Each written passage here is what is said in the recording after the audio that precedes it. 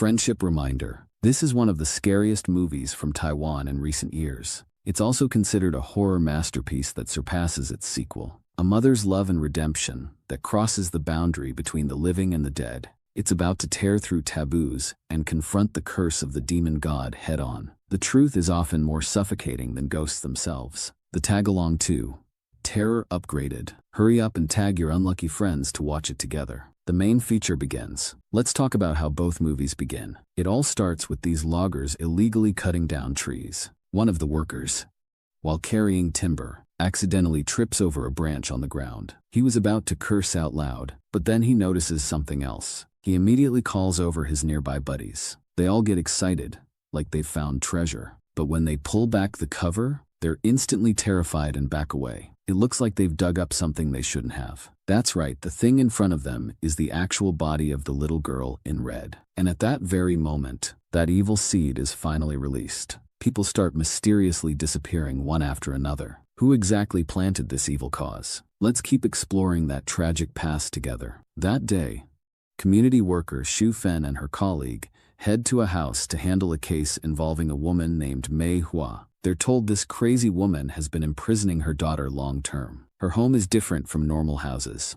The front door is plastered with all kinds of strange talismans. When Shu-fen sees the woman, she's even more shocked. The woman is covered head to toe in talismanic symbols. Facing Shu-fen's questions, Mei-hua claims her daughter Xiao-qing went to stay with relatives early that morning. But her lie is quickly exposed. Sharp-eyed Shu-fen spots a figure flash by in the next room. Before Mei-hua can react, Shu-fen pushes open the small door to the side room. Inside are all kinds of ritual items everywhere. Strange symbols cover the floor. On the right side, there are 3 covered objects. Shu-fen carefully approaches. Without a word, she yanks off the white cloth. But just as she's about to uncover the next one, Mei-hua completely panics. As expected, Shu-fen finds the imprisoned Xiao-qing. Seeing the girl covered in symbols all over her body, Shu-fen becomes even more convinced that Mei-hua has a mental illness. Soon after, Xiao-qing is taken back to the community center. But what the girl does next leaves Shu-fen completely puzzled. Not only does she want to find her mom, she says she needs to hurry home. Staying outside is very dangerous. Then she starts drawing symbols on a clean arm. This leaves Shu-fen utterly baffled. Little does she know, misfortune is slowly creeping toward her. After work, Shu-fen goes to school to pick up her daughter Xiao-ting. But she waits forever, and there's no sign of her daughter. With no choice, she heads to the classroom to look. Yet, the classroom is completely empty. Shu-fen anxiously rushes home, but Xiao-ting's bedroom is still empty. She then calls one of Xiao-ting's classmates and learns that Xiao-ting has a boyfriend named Junkai. He's a medium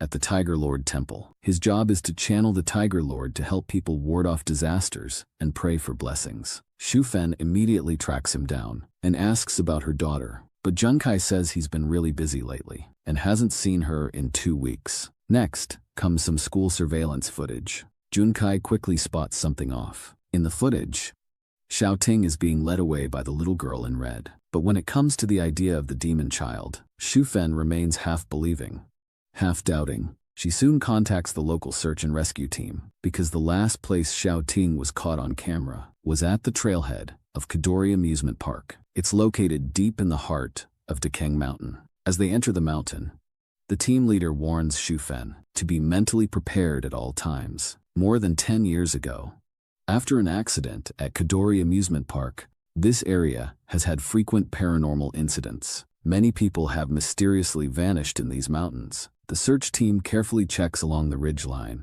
but they find nothing. However, at that moment, a sudden burst of urgent gongs and drums rings out. It turns out to be Junkai, possessed by the Tiger Lord. He's brought his fellow temple disciples to help. What surprises everyone is that Junkai quickly finds a discarded shoe. After confirming it, it's indeed the shoe Xiao-ting dropped. Everyone is stunned and gathers around. But right at that moment, Shu-fen suddenly notices something. Inside the abandoned hospital building, a figure flashes by. It looks very much like Xiao-ting, desperate to find her daughter. Shu-fen ignores the danger and rushes in alone. After passing through a dark corridor, she finds Xiao Ting's phone lying on the ground. All the signs point to her daughter being somewhere inside this building. Suddenly, a strange figure darts behind her. Shu-fen reacts and immediately follows. Finally, in a rundown treatment room, she discovers a very bizarre pregnant woman. This horrifying scene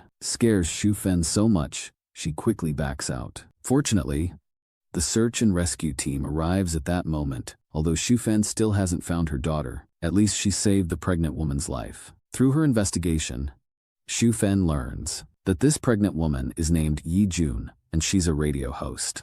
Her family members passed away one after another not long ago. Speaking of which, does everyone still remember the ghostly-faced moth that appeared at the end of the first movie? Clearly, Jiwei's family didn't escape their fate. Yi-jun, left with no one, completely lost her family. Even the child in her womb couldn't be saved. Shu-fen feels deep sympathy for her situation and decides to take her in temporarily at her own home, while also trying to gather clues about Xiao Ting. However, what Yi-jun says next hits Shu-fen like a bucket of cold water. She says that even if they knew Xiao Ting's exact location, rescuing her wouldn't be easy at all. The demon child there uses obsessions to control people's minds. She's been living in an illusion for a long time, believing her family was always with her for prenatal checkups. At this point, Yi-jun's emotions completely break down. The next day, Shu-fen finds Junkai again. After everything she's been through lately, she's slowly starting to believe that ghosts and gods really exist. With help from the temple keeper, they set up the altar once more, hoping to summon the evil spirit in the mountain for a negotiation. Perhaps because the Tiger Lord is possessing Junkai, the other side refuses to show itself for a long time. The temple keeper gets furious and starts cursing loudly. "Come out if you dare. You little coward. You trash." They thought the spirit wouldn't dare show up again. The temple keeper signals his helpers to pack up the altar. The next second, the Tiger Lord leaves Junkai's body. But strangely, the temple keeper suddenly collapses, exhausted, into a chair. Then he jerks his neck up and starts convulsing all over. As expected, the temple keeper has been possessed by the evil spirit. Junkai seizes the chance right away and asks why Xiao Ting was taken, or what conditions are needed to trade her back. Under Junkai's constant questioning, the evil spirit forces the temple keeper's head to turn toward Shu-fen. It says it only wants to find its mother again. Shu-fen assumes the mother, the spirit mentioned, is Yi-jun. The next second, the evil spirit leaves the temple keeper's body. Shu-fen rushes home immediately. She finds the front door wide open. Yi-jun is already gone from the bedroom. At that moment, several talisman papers on the table catch her eye. The more she looks at them, the more familiar they seem. After thinking for a while, she heads straight to Mei-hua's house. It seems Yi-jun's disappearance has everything to do with this woman. Sure enough, when she sees Mei-hua, Mei-hua already guesses why she's here and gets straight to the point. Yi-jun's disappearance is connected to the little girl in red. Shu-fen is shocked. How does she know about the little girl in red? In the middle of their conversation, urgent knocking comes from the door. Who could it be, banging so hard on someone else's door this late? When they open it, it's the missing Yi-jun. She stands at the doorway in a creepy posture. Neither of them knows how she found this place. Mei-hua immediately senses something wrong. She tears off the talisman on the door. Then she guides the figure inside. She tells Shu-fen to hide in Xiao King's room. After that, she reveals the symbols on her arm.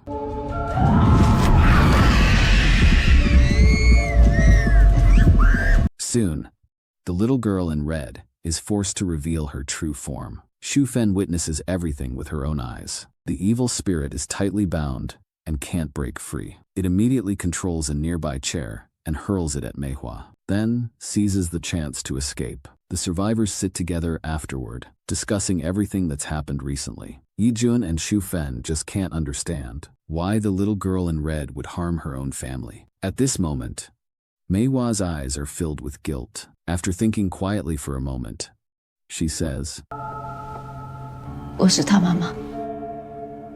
It turns out that back during the Kadori amusement park accident, unfortunately, her daughter Xiaowen was among the victims. She couldn't accept her daughter's death. So a dark idea took root in her mind. Legend has it that in Taiwan there's an ancient evil ritual. You have to dress the deceased entirely in red clothes, bury them face down in the dirt, back toward the sky, nourish the body with chicken blood every day, and chant a specific incantation. In just 1 week, the daughter would come back to life. Soon 7 days passed. Mei-hua discovered her daughter had really come back, but the result was far from perfect. Her face was covered in maggots. She was clearly no different from a demon. In the end, Mei-hua abandoned her in the mountains. But not long after, news reports started coming in about people going missing. Mei-hua was shocked to realize that at the end of every crowd, in those reports, Xiaowen's figure always appeared. She couldn't believe one wrong decision of hers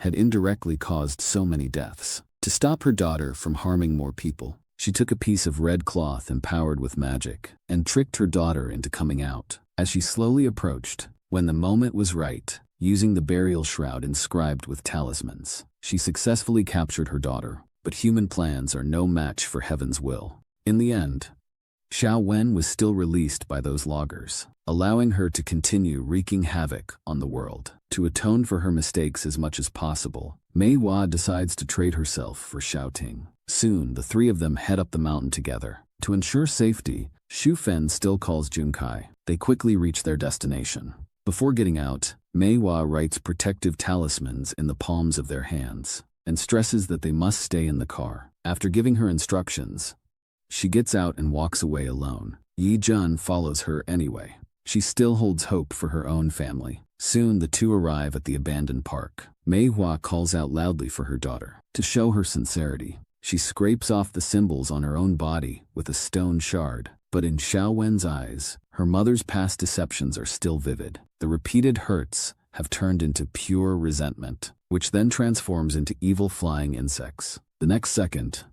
they burst out from her mother's body. Soon, Mei-hua spits blood and collapses. In her final moments, she entrusts her daughter Xiaoqing to Yi-jun. At the same time, Shu-fen in the car sees Xiaoting walk right past her. She instantly forgets the warning and gets out to chase after her. Right after she leaves, Junkai arrives. At that moment, Yi-jun is alone, shouting helplessly. Junkai tells his companions to take Yi-jun down the mountain first. While he continues searching for Shu-fen, Shu-fen follows the trail all the way. Eventually, she returns to that abandoned hospital, and in a dilapidated operating room, she finds her imprisoned daughter. The mother and daughter don't waste time.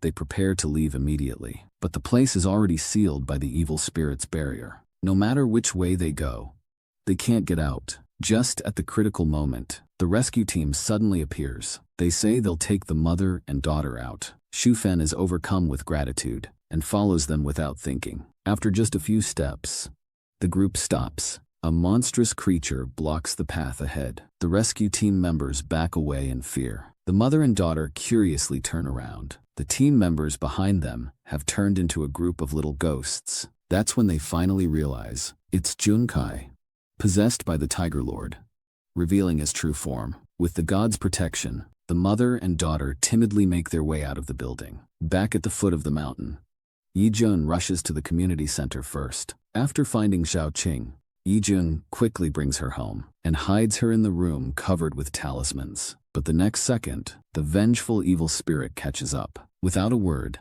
it dives into Yi-jun's body. She complains to her sister that their mom turned her into a monster and abandoned her in the wilderness. Now she's not only taking their mom, but also the poor little sister in front of her. Upon learning their mom is dead, the younger sister doesn't blame her at all. Instead, she keeps comforting her older sister. Everything their mom did, wasn't it all for the sake of getting her big sister back by her side? When she was little, she received plenty of love and her mom's meticulous care. Warm memories start flashing through her mind. Xiaoqing bravely reaches out and holds her sister's hand. A long-lost warmth rushes over her instantly. At the same time, it dispels all of her sister's resentment. Then, she transforms into a swarm of butterflies and fades away into the world. Alright, that's the end of today's story on Movie Briefs with the recap. See you in the next one.